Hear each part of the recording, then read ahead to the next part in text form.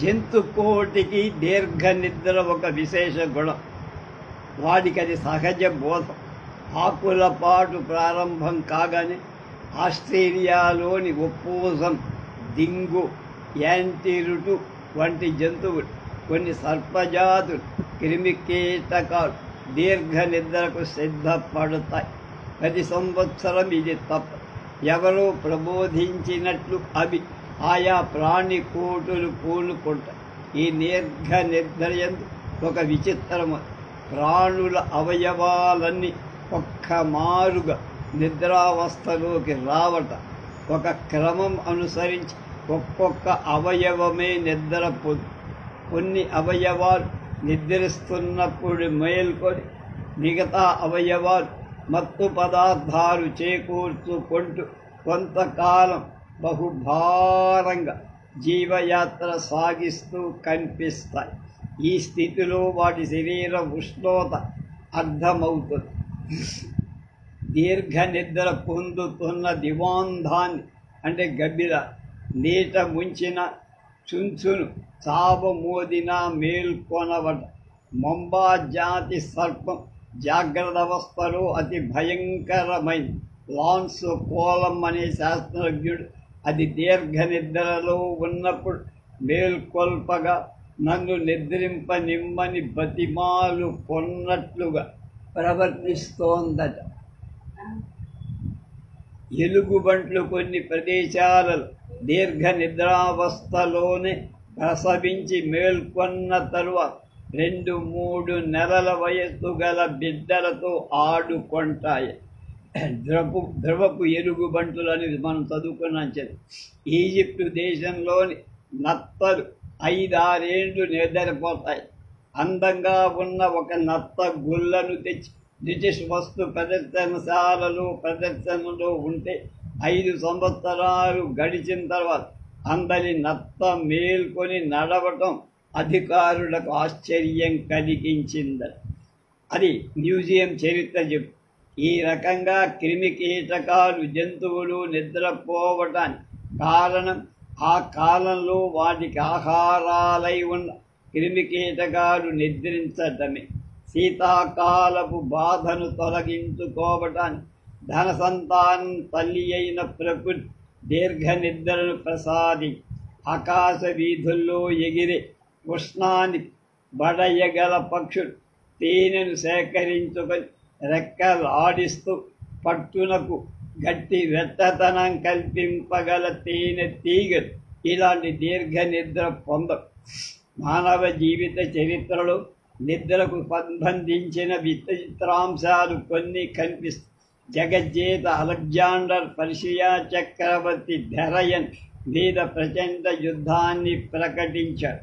సుదీర్ఘమైన నిద్రపోయాట. ఒకానొక అత్యవసరమైన రాజకార్యానికై అతన్ని మేల్కొల్పగా సేనానాయకుడైన పర్ననియస్ ఎంతో ప్రయత్నించి విఫలమైన గ్రీసు దేశ చరిత్ర వల్ల మనకి తెలుస్తుంది.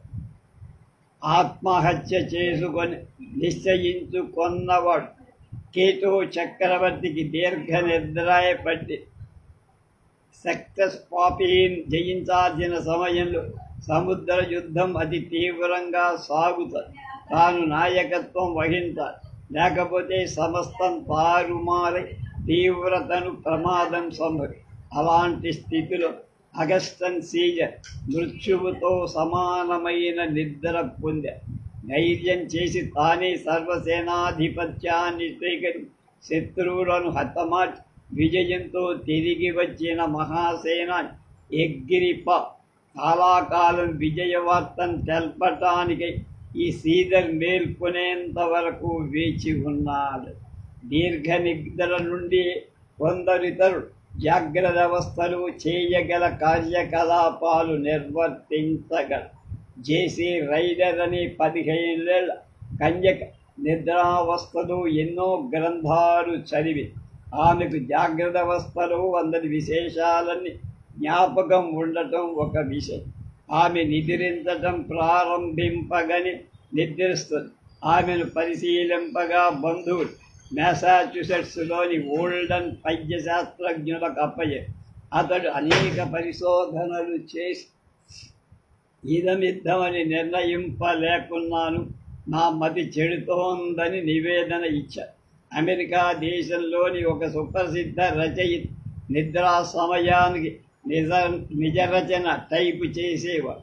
జాగ్రత్త అవస్థ పొందిన పిమ్మట అది తన రచనాలేమైనా అనుమానం అతనికి కలుగుతుండేవి. అలాంటి దీర్ఘ నిద్రావస్థలందు తాను పూర్వం భావించిన రూపకాలన్నిటినీ పాత్రుడు కనిపించి సంభాషణం సాగింపటానికి రచనలు సాగుతున్నాయని చెప్పే కవి ఉన్నాడని స్వాన్స్ విశ్వవిద్యాలయ తత్వశాస్త్ర ఉపాధ్యాయుడు హీత్ అని ఒక విశిష్ట ఉపన్యాసంలో చెప్పారు. నిద్రించే కొన్ని గృహకృత్యాలు చేయడం ప్రపంచంలో అన్ని దేశాలలో సర్వసామాన్యమైన నిద్రా వైఖరి. నిద్రా సమయ పరిమితిని గురించి లోకంలో భిన్న అభిప్రాయాలున్నాయి. నెపోలియన్ చక్రవర్తి పురుషులకు 6 గంటలు, స్త్రీలకు 7 గంటలు, బుద్ధిహీనులకు 8 గంటలు నిద్ర చాలు అని ప్రకటించాడు. కానీ ఆ చక్రవర్తి వాటర్లూ యుద్ధానంతరం ఎరీనా ద్వీపాన్ని రోజుకు 9 గంటలు దీర్ఘ నిద్ర అనుభవించినట్టు జీవిత చరిత్ర చెబుతోంది. బిస్మార్క్, హంబోల్ట్, చర్చిల్ వంటి ప్రసిద్ధ రాజకీయవేత్త 4 గంటల కంటే ఎక్కువ నిద్రపోయేవాళ్ళు కాదు. 48 గంటలు తీక్షణమైన కృషి చేసిన తర్వాత 8 గంటల నిద్ర చాలని ఎడిసన్ శాస్త్రజ్ఞుడు అభిప్రాయపడ్డాడు. ప్రాణికోటికి నిద్ర అత్యవసరము కాదని నిరూపింపగలుగుతాను అనే స్థిర నిశ్చయంతో హార్వర్డ్ పరిశోధనాలయంలో ప్రవేశించిన ఒక యువకుడు 231 గంటలు మేల్కొన్న తరువాత ఇక దాన్ని కొనసాగింపలేక బాధపడి వదిలేశారు. మిగిలిన జీవితంలో అతడు ఉన్మత్తుడు, పిచ్చాడైపోయాడు.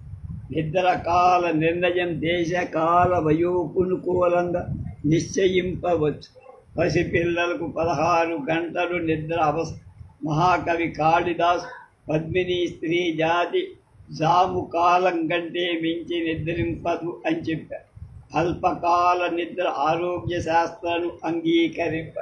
నిద్ర సమయం 8 గంటల నుండి 6 గంటలకు తగ్గించుకోవటం కలోరిక్ శక్తిని క్యాలరిక్ అంటారు బాధిత శక్తిని పాతికపాటు విస్తారంగా ఉపయోగించాల్సి వస్తుందని వాళ్ళని నిద్రను ఈ రీతిగా తగ్గించుకోవటం వల్ల చర్మ వ్యాధులు, శరీర దౌర్బల్యం, మనోమాంద్యం కలుగుతాయని వాళ్ళు అంటున్నారు. పరిశోధింపదగిన అంశాలలో నిద్రను అతి ప్రముఖమైన దానిగా శాస్త్రజ్ఞులు పరిగణించారు. వాళ్ళు చాలా శ్రద్ధతో పరిశోధన సాగిస్తారు. నిద్రను గుర్చిన ఒక అంశాన్ని ఇది నిర్ణయం అని చెప్పడానికి వీలు కలగకపోవడం చేత చమత్కార గర్భితంగా ఒక శాస్త్రజ్ఞుడు నిద్రను గూర్చిన మా పరిశోధన సారాంశం రాత్రి శయనించుట, ఉదయం మేల్కొలుట అని అభిప్రాయాన్ని నెబ్రాస్కా విశ్వవిద్యాలయంలోని వైద్య కళాశాలలో జహార్ అనే ఆచార్యుడు ప్రొఫెసర్ నిద్రను గురించి దీర్ఘ పరిశోధన చేసి కొన్ని విశేషాలు ప్రకటించి ఆధునిక ప్రపంచంలో నిద్ర పట్టని వాడు ఎక్కువ మంది ఉన్నారు. వారు 2 రకాల వాడు. శాంతియుతమైన నిద్ర కావాలనుకునేవాడు, నిద్రా సమయం కలిపి తప్పించుకొని తర్వాత బాధపడేవాడు మొదటివాడు, వ్యాధిగ్రస్తుడు రెండవవాడు. కనుక వయసు మరలిన వాళ్ళకి నిద్ర పట్టకపోవటానికి కారణం చిన్నతనంలో వాళ్ళని తల్లిదండ్రులు బలవంతంగా నిద్ర పోగొట్టడమే అని ఒక అభిప్రాయం. నిద్ర కొరకు ఉద్దేశంతో మనస్సు కానీ శరీరాన్ని కానీ శిక్షింపచేసే ప్రయత్నం చేయటం మంచిది.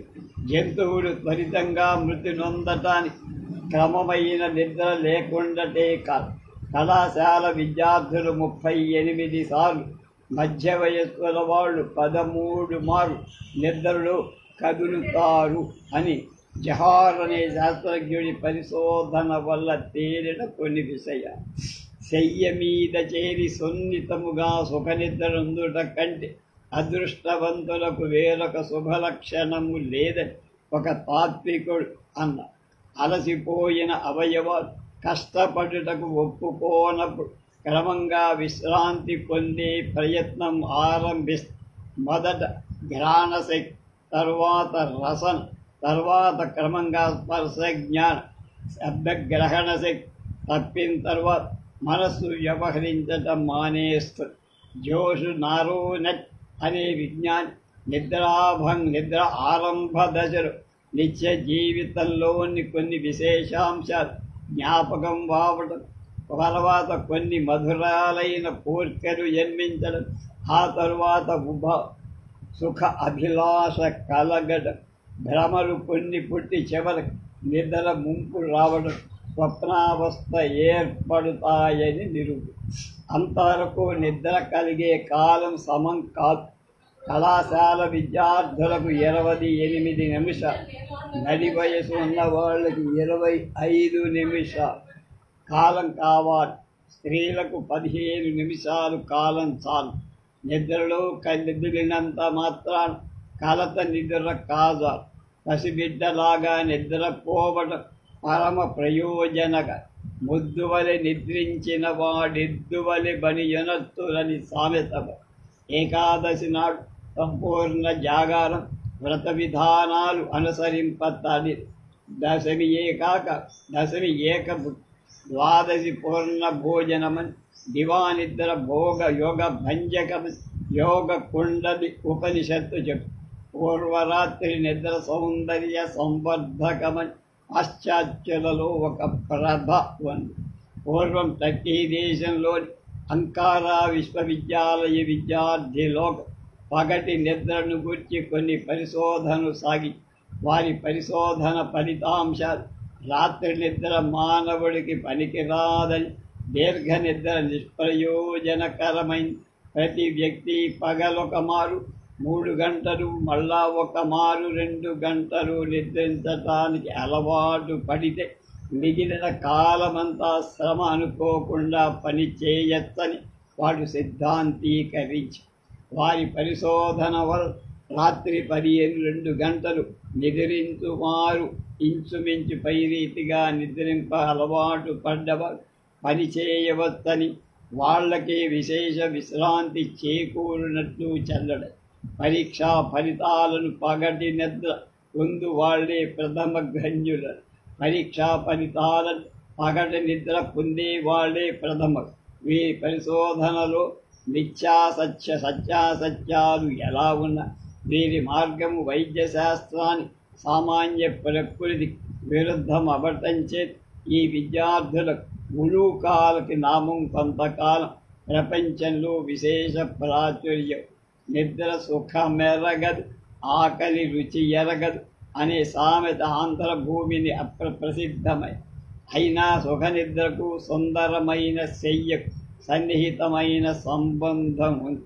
శయ్య ప్రాముఖ్యాన్ని గుర్తించిన నెపోలియన్ జగత్తులోని సమస్త సింహాసనాలు ఇచ్చిన ప్రతిగా ఆ శయ్యను విడవలేనని పలిక. మానవుడి శయ్యలో నిర్మిస్తున్నాడు, శయ్యయందు పెరుగుతున్నాడు, శయ్య మీద మరణిస్తాడు. దేశకాల పాత్రాలను అనుసరి శయ్యా విభేదాలు ఎలా మార్పు పొందిన శయ్య తప్ప. అర్జున గౌరవానురాగాలు చూడగొనిన భీష్ముల వారికి ఉత్క్రాంతి వేళ ఉజ్వలమైన అంపశయ్య పర్యంకం. మరొక మహారాజు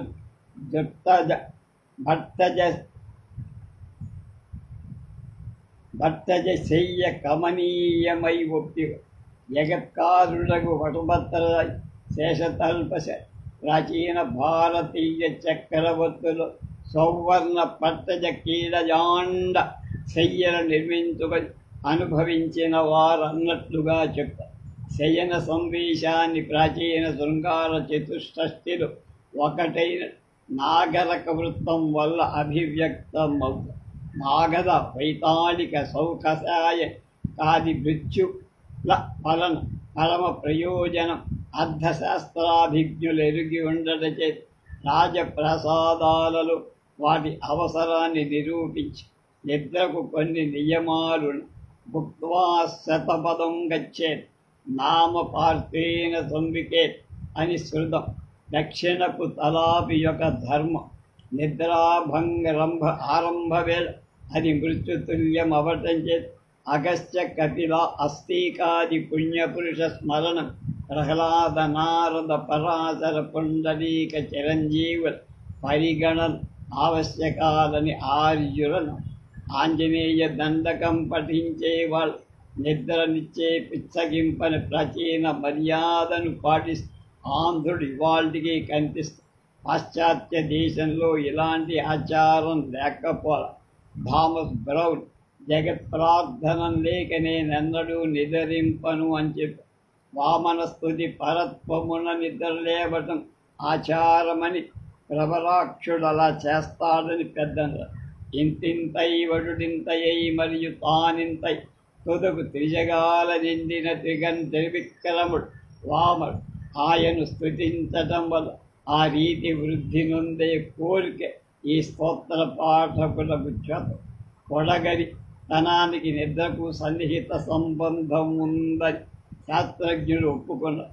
ఆర్థర్ రెనాల్డ్ అనే ఒక పరిశోధకాగ్రేది 100 రోజులు నిద్రపోకుండగా నిలపటం చేత విద్యార్థుల అరంగడం తగ్గిపోవటం తటస్థిస్తుందని చెప్పి నీల్ చహార్ అనే ఆయన నిద్రా సమయంలో మస్తిష్కం తగ్గటం శరీరం వృద్ధి పొందటం జరుగుతుందని తన పరిశోధనా ఫలితాలు. కళాకారుల నిద్రా సౌందర్యం ఆకర్షించి సాహిత్య ఉపాసకులు తమ కావ్యాల స్వప్న సుందరులను చిత్రించారు.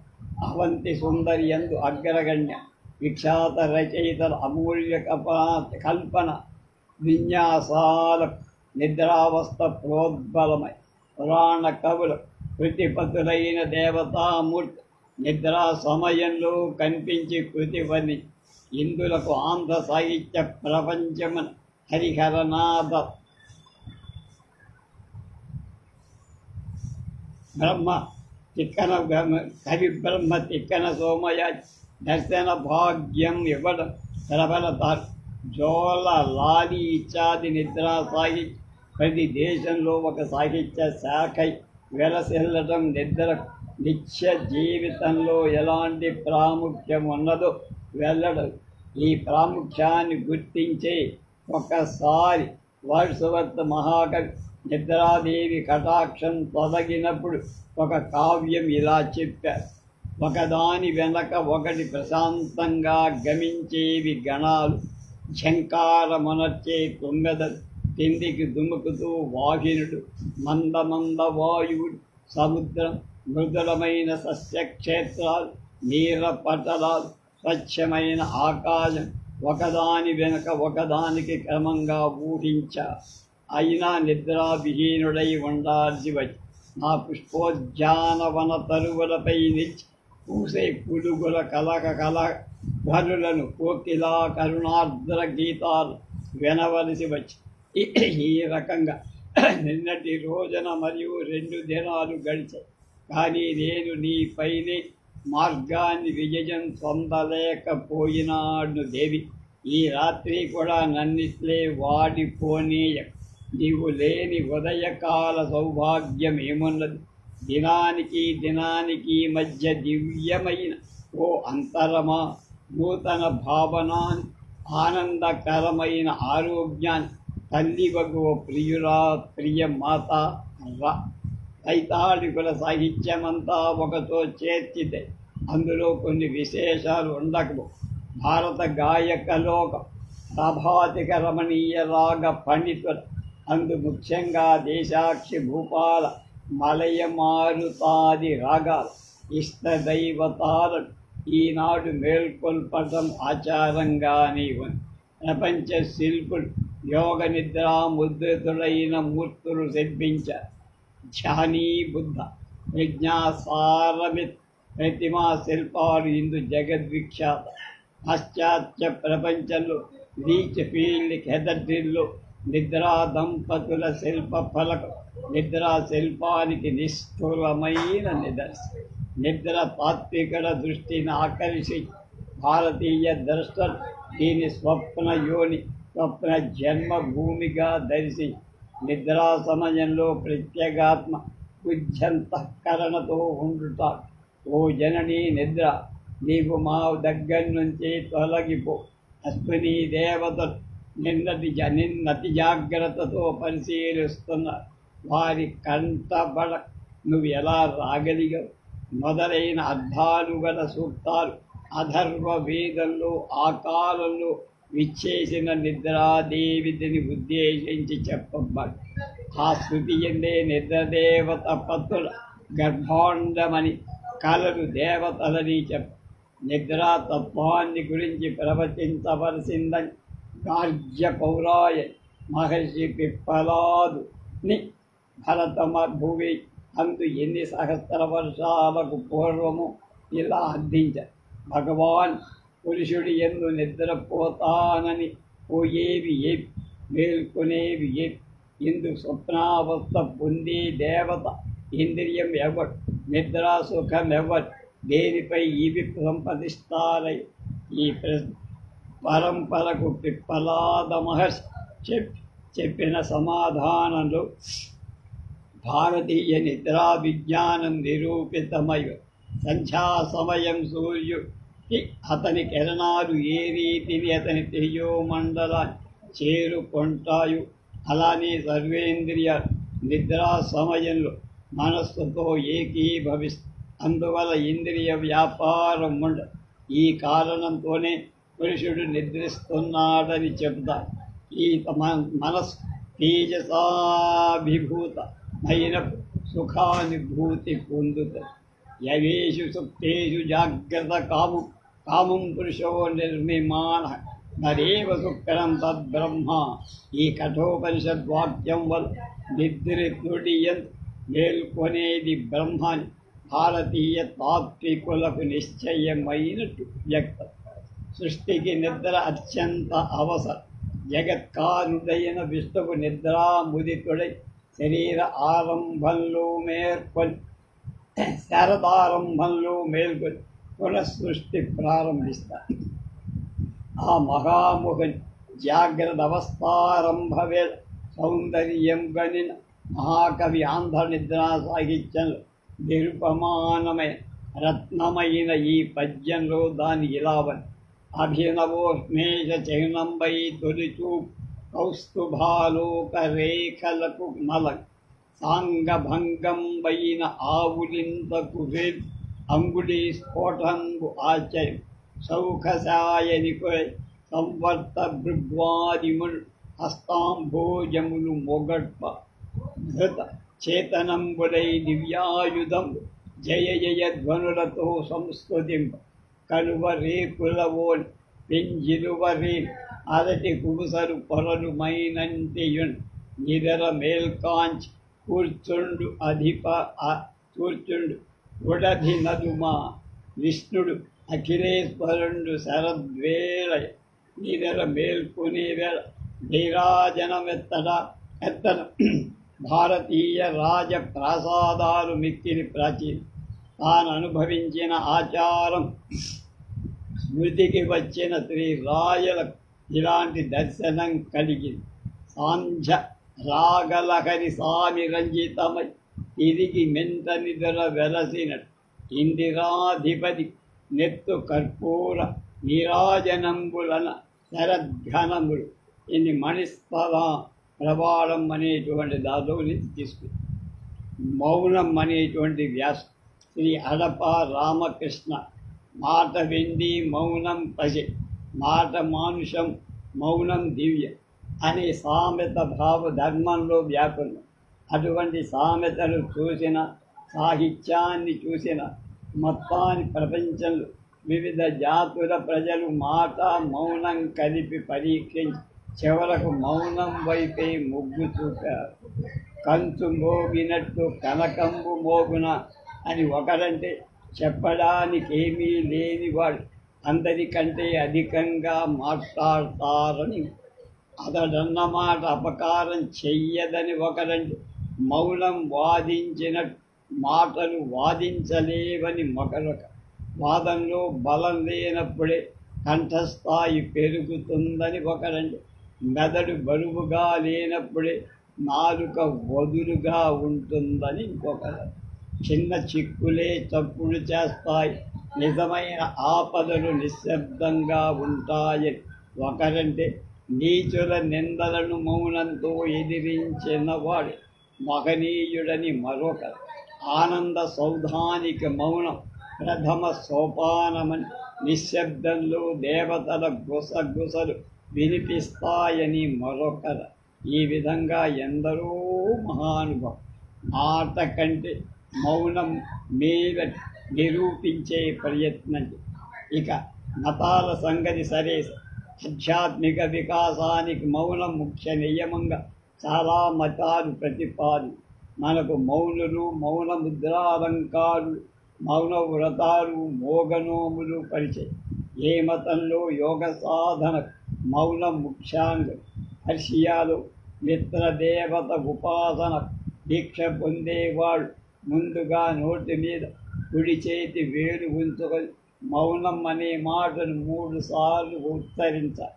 ఎంచేతనంటే మౌనమే సజీవ దైవాని సాక్ష్యస్వరూపం. ఇక క్రీస్తు ప్రార్థన ఎలా చెయ్యాలో తన శిష్యులకు చెబుతూ, పంచకుల మాదిరిగా నలుగురు మెప్పు పొందాలి, నడి వీధిలో ప్రార్థనలు చెయ్యక, గది తలుపులు వేసుకొని ఏకాంతం నిశ్శబ్దంగా ప్రార్థించండి. ఈశ్వరుడు అంతర్యామి కను మీ నిశ్శబ్ద ప్రార్థన ఆలకిస్తాడని కోరి.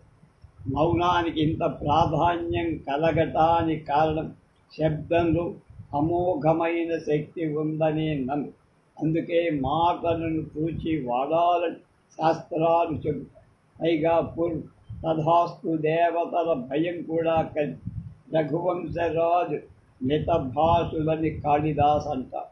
శ్రీరాముడు ఒక మాట, ఒక బాణం, ఒక భార్యావృతుడని త్యాగరాజుకి విప్రులందు నిండు మనంబు నవ్య నవనీత సమానం పలుకు దారుణ అఖండల శస్త్రతుల్యమని భారతంలో నన్నయ్య గారు.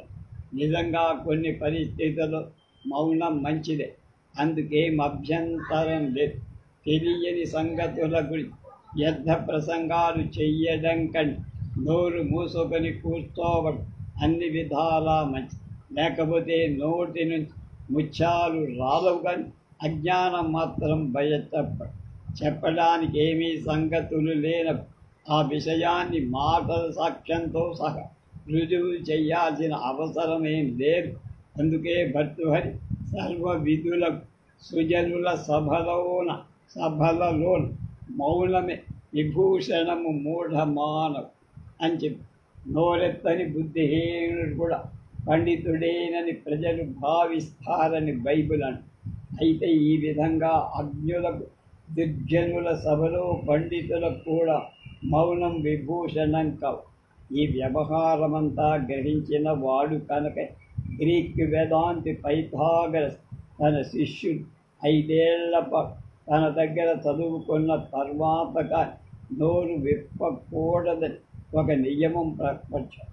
ఈ లోపల వాళ్ళు చర్చించడానికి ఏ విధంగా అర్హులు కాదు కనుక ఏదైనా వాళ్ళు మాట్లాడినా అది వ్యర్థ ప్రసంగమే అవుతుందని అతడు. ఇక ఏ దేశ రాయబారులు తమ దేశానికి తాము వేంచేసిన దేశానికి మధ్య ఉండే అగోచర సుకుమారమైన స్నేహసూత్ర దృఢం చేసినా చెయ్యకపో కనీసం తెగిపోకుండానే చూడాలి కనుక ఇష్టం వచ్చినట్ల తమ అమూల్య అభిప్రాయాలు వాళ్ళు వెల్లడించటానికి వీలు.